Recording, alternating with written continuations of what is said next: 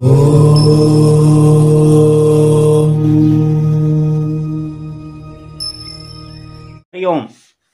मैं श्रीकांत शर्मा आज आप लोगों को ग्रहों के अंश के बारे में बात करेंगे।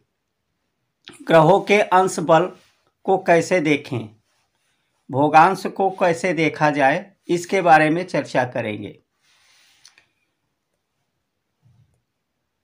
क्या 0 डिग्री या 28 डिग्री के ग्रह पूर्ण फल नहीं देते हैं? जैसा कि भिन्न भिन्न प्रकार के ज्योतिषियों द्वारा लोगों को गुमराह किया जाता है कि आपका 0 डिग्री का ग्रह होने के कारण आपको इस ग्रह से संबंधित रत्नों को धारण करो, या कोई ग्रह मृत अवस्था में है तो उसके रत्नों को धारण कराया जाता है, कभी बाल अवस्था में है तो उस रत्नों को धारण कराया जाता है। इसी पे आज चर्चा करेंगे। जैसा कि बृहत्पराशर होरा शास्त्र में बताया गया है कि विषम राशियों में 1, 3, 5, 7, 9 और 11 राशियां जो होती हैं, मेष, मिथुन, सिंह, तुला, धनु, मकर, कुंभ राशियां जो विषम राशियां होती हैं, इसमें बताया गया है बृहत्पराशर होरा शास्त्र के अध्याय 47 श्लोक नंबर 3 में महर्षि पराशर ने कहा है कि जब विषम राशियों में 0 डिग्री से लेके 6 डिग्री तक कोई ग्रह होता है तो वह बाल अवस्था में, तथा वहीं पर 24 डिग्री से लेके 30 डिग्री तक कोई ग्रह जब होता है तो मृत अवस्था में होता है। वहीं सम राशियों में जब सम राशियां हमारे जो 2, 4, 6, 8, 10 और 12 राशियां हैं, वहाँ पर ठीक उसका अपोजिट 0 डिग्री से लेके 6 डिग्री तक मृत अवस्था और 24 डिग्री से लेके 30 डिग्री तक बाल अवस्था होती है। लेकिन वहीं पर जब हम नवांश कुंडली बनाते हैं और महर्षि पराशर ने कारका अध्याय में लिखे हैं कि आत्मकारक ग्रह का महत्व की प्रशंसा भूरि भूरि किया है। जैसे जैमिनी ऋषि ने भी जैमिनी ग्रंथ में आत्मकारक ग्रहों की बहुत बड़ी प्रशंसा किया है, तथा पूरा जैमिनी आत्मकारक ग्रह पर ही लिखा गया है। उसी तत्वों को, उसी विषय पर महर्षि पराशर ने कारका अध्याय में बृहत्पराशर होरा शास्त्र के कारका अध्याय श्लोक नंबर 6, 7, 8, 9, 10, 11, 12 में जो ग्रह सबसे अधिक डिग्री का होता है, जैसे आपके सूर्य से लेकर के शनि तक जो भी आपके ग्रह हैं, इन ग्रहों में जो सर्वाधिक डिग्री वाला ग्रह होता है कुंडली में, उसे आत्मकारक ग्रह माना जाता है। जैसा कि हम जानते हैं 24 डिग्री से लेकर 30 डिग्री के ग्रह मृत अवस्था में होता है, लेकिन जब हम आत्मकारक ग्रह का अध्ययन करते हैं तो मैक्सिमम आत्मकारक ग्रह 24 डिग्री के ऊपर ही चला जाता है। यह एक स्वाभाविक है। तो उस अवस्था में हम बोलते हैं कि वह केवल 1/4 ही अपना बल देगा। लेकिन वहीं पर महर्षि पराशर ने कारका अध्याय में उसे सबसे प्रधान ग्रह माना है। सब कारकों में आत्मकारक ग्रह प्रधान है, वही वास्तव में जातक का स्वामी है। उसी की अनुकूलता व प्रतिकूलता से सारे शुभाशुभ फल प्राप्त होते हैं। यही बृहत्पराशर होरा शास्त्र में महर्षि पराशर ने भी यहाँ लिखे हैं। तो यहाँ पर बहुत सोचने वाली विषय हो जाता है कि जो ग्रह बाल अवस्था या मृत अवस्था में हो जाता है वही ग्रह आत्मकारक हो करके सर्वाधिक फल देने वाला ग्रह हो जाता है। वर्गोत्तम ग्रह नवांश कुंडली का महत्व के बारे में आप लोग जानते हैं। कुंडली में वर्गोत्तम ग्रह अपने पूर्ण फल देता है। जैसे कि चर राशियों में 1, 4, 7, 10 की राशियां जब 0 से 3 डिग्री 20 मिनट तक होता है तो वह वर्गोत्तम हो जाता है। वहीं द्विस्वभाव राशियों में 3, 6, 9, 12 में जब 26 डिग्री 40 मिनट से 30 डिग्री तक ग्रह होता है तो वर्गोत्तम हो जाता है। जो लोग अपने हाथ से नवांश कुंडली बनाते हैं उन्हें इसके बारे में पूर्ण पता रहता है कि कब वर्गोत्तम होगा। तो यहाँ पर सबसे हाईएस्ट डिग्री को इतना महत्व दिया गया है और सबसे कम डिग्री वाले ग्रह भी वर्गोत्तम हो जाते हैं। तो वहाँ पर कैसे इसको फलित करें, तो वहाँ पर हमें 0 डिग्री या 28 डिग्री के आसपास के ग्रहों को भी उसके हिसाब से नहीं देखना चाहिए, मृत अवस्था अथवा बाल अवस्था। यह एक गलत धारणा है। उस धारणा को लेकर के हमें फलित नहीं करना चाहिए। अगर हम उस धारणा को लेकर फलित करते हैं तो हम बहुत बड़ी भूल कर रहे हैं। जैसे ग्रहों के परमोच्च बिंदु के बारे में आप सभी जानते हैं। जैसे कि सूर्य मेष राशि में 0 डिग्री से लेकर 10 डिग्री तक परमोच्च होता है। चंद्रमा वहीं पर 0 डिग्री से लेकर 3 डिग्री तक परमोच्च कहा गया है। तो यहाँ पर अगर हम 0 डिग्री से 3 डिग्री तक उसे परमोच्च कह रहे हैं तो यह एक सम राशि है जो मृत अवस्था में हो जाएगा, क्योंकि चंद्रमा वृषभ राशि सम राशि है और सम राशि में 0 से लेकर के 6 डिग्री तक जैसे कि हम जानते हैं कि मृत अवस्था में होता है।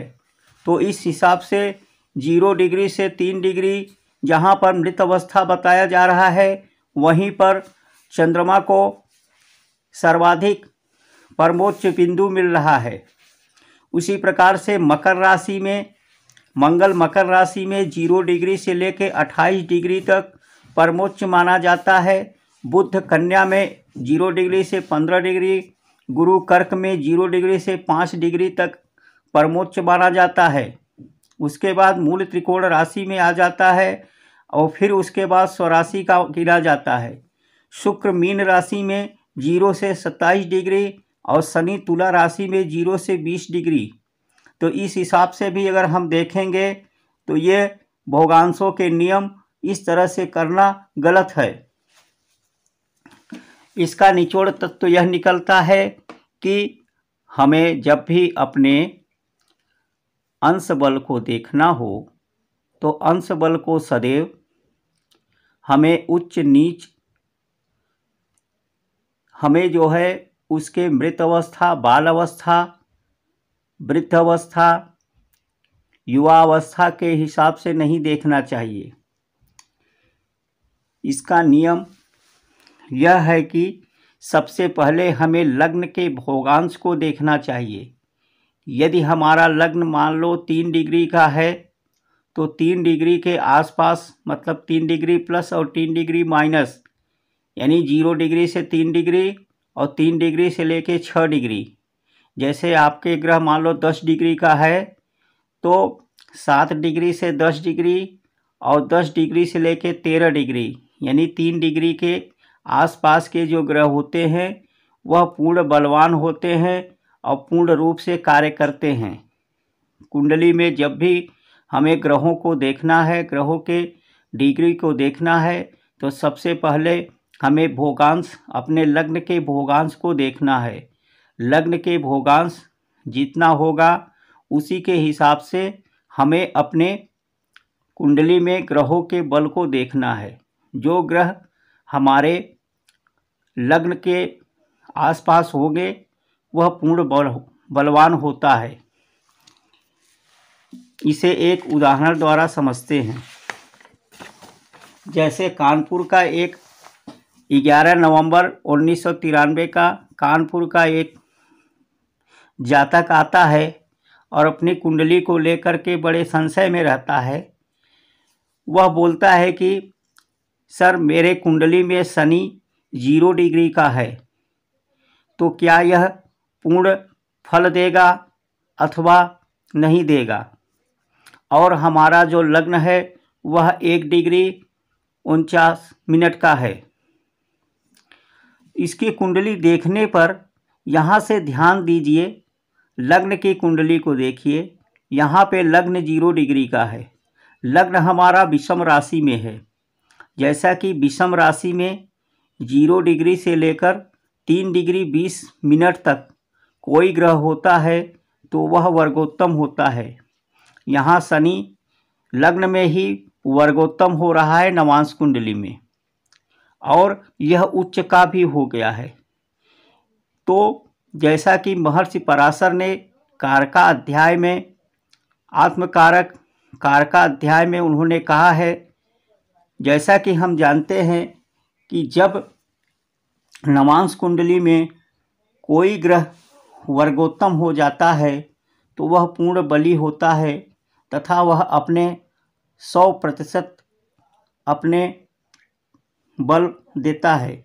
100% वह उसको कारक के रूप में कार्य करता है। तो यहाँ पर 0 डिग्री होने के बावजूद भी वह जो है वर्गोत्तम हो रहा है। तो इस हिसाब से अगर हम डिग्री के हिसाब से देखेंगे तो ये मृत अवस्था में है, लेकिन जब हम उसे देखें नवांश कुंडली में तो वही उच्च का हो गया है। तो इस प्रकार से हमें ये भूल नहीं करना चाहिए कि हम ग्रहों की डिग्रियों को देख करके किसी के बलहीन कह दें। यहाँ पर आप लग्न की डिग्री को भी देखेंगे तो 1 अंश 49 मिनट का है, ये भी लगभग 2 मिनट का है। यहाँ पर देखेंगे जैसा कि मैं बताया कि अगर 3 डिग्री के आसपास ग्रह है तो वह पूर्ण कार्य करता है। तो यहाँ पर शनि की डिग्री 0 अंश है और वहीं पर लग्न की डिग्री 1 अंश है। तो इसमें देखे जाए तो ठीक इसके ऊपर के आसपास भ्रमण कर रहा है। तो यहाँ पर शनि लग्न के लिए पूर्ण बलवान है। नवांश कुंडली में वह उच्च हो गया है, जबकि यह 0 डिग्री होने के बावजूद उच्च का हुआ है। उसी प्रकार से इस कुंडली में सबसे अधिक डिग्री वाला ग्रह हमारा सूर्य है। सूर्य यहाँ पर आत्मकारक ग्रह है। सूर्य यहाँ पे आत्मकारक ग्रह है जो 25 अंश का है, क्योंकि सर्वाधिक डिग्री वाला है।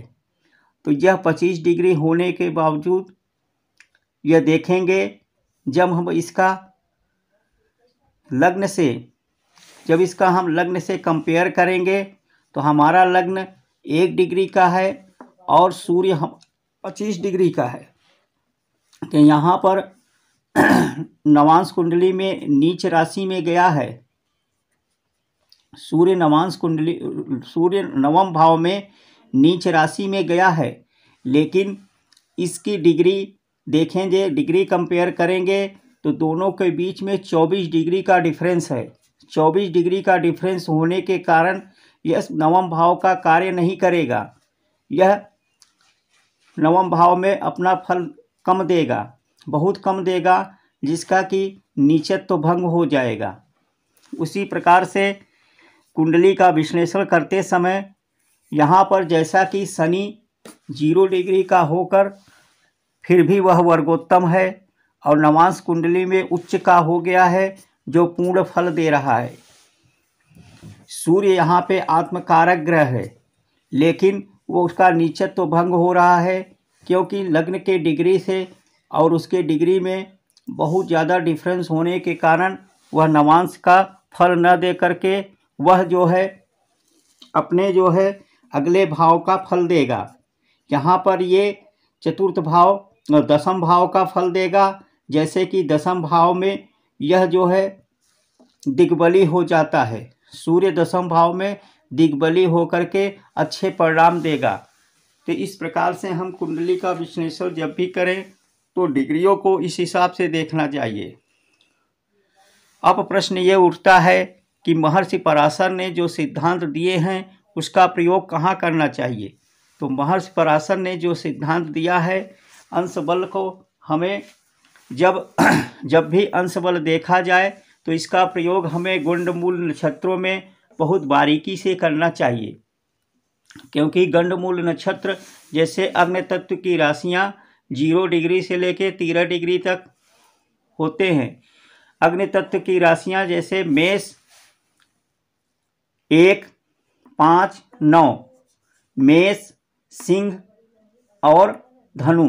मेष, सिंह, धनु राशि में यदि कोई ग्रह अश्विनी, मघा, मूला के नक्षत्र में पड़ जाए, जब वह 0 डिग्री से 13 डिग्री के बीच में हो, तो उस समय हमें ग्रह के अंश बल को लेना चाहिए। यदि इसके बीच में ग्रह फंस जाते हैं तो वह अंश बलों के हिसाब से वह अपने फल को देते हैं, क्योंकि अग्नि तत्व राशि से जल तत्व राशि में जब कोई ग्रह प्रवेश करता है तो उस अवस्था में वह मूल नक्षत्र में गिना जाता है। जैसे जल तत्व की राशि में 16 डिग्री से लेकर 30 डिग्री तक आश्लेषा, ज्येष्ठा, रेवती, इन नक्षत्रों में हमें अंश बल को मृत अवस्था, बाल अवस्था, युवा अवस्था के हिसाब से देखना चाहिए। इन्हीं शब्दों के साथ आप अपने अपने कुंडली पे लगाइए और इसे देखिए। यदि कोई ज्योतिषी आपको अंश बल को लेकर के किसी प्रकार का भ्रमित करता है तो बताए गए उदाहरण को आप उन्हें बताइए। जैसे कि आत्मकारक ग्रह हमारा जो सर्वाधिक डिग्री वाला ग्रह होता है वह आत्मकारक ग्रह होकर के महर्षि पराशर के द्वारा ही उसकी पूरी प्रशंसा किया गया है। वहीं पर 0 डिग्री के आसपास के जो ग्रह होते हैं या हमारा जो मैक्सिमम डिग्री के ग्रह होते हैं, जैसे कि चर कारक, चर राशियाँ तथा द्विस्वभाव राशियाँ में, क्योंकि चर राशियों में 0 से 3 डिग्री 20 अंश तक वर्गोत्तम होता है, क्योंकि 0 डिग्री और इतने मिनट के अंतर पे ही रहता है, तब भी हमारा ग्रह वर्गोत्तम होकर के सर्वाधिक बली होकर के पूर्ण फल देता है। वहीं पर द्विस्वभाव राशियाँ 3, 6, 9, 12 की राशियों में 26 डिग्री 40 मिनट से लेके 30 डिग्री तक के ग्रह वर्गोत्तम होता है। तो किस प्रकार से उसे बाल अवस्था अथवा अमृत अवस्था घोषित किया जाए। जो नए ज्योतिषी होते हैं वही इस प्रकार के ग्रहों को देख करके बताते हैं। कोई पुराना ज्योतिषी होगा जिसने शास्त्रों का अध्ययन किया होगा, वह कभी भी इस प्रकार के बाल अवस्था, मृत अवस्था, वृद्ध अवस्था की कह करके आपको भ्रमित नहीं करेगा। इन्हीं शब्दों के साथ मैं अपने वाणी को विराम देता हूँ। किसी प्रकार का ज्योतिषी सलाह लेना हो तो आप हमारे व्हाट्सएप नंबर पे कॉल करके हमें संपर्क कर सकते हैं। किसी प्रकार का कोई प्रश्न हो तो हमारे कमेंट बॉक्स में डालें और आपकी बताए हुए सलाह हमें प्रेरित करता है। इसी प्रकार से आप हमें प्रेरित करते रहें। धन्यवाद। हरि ओम।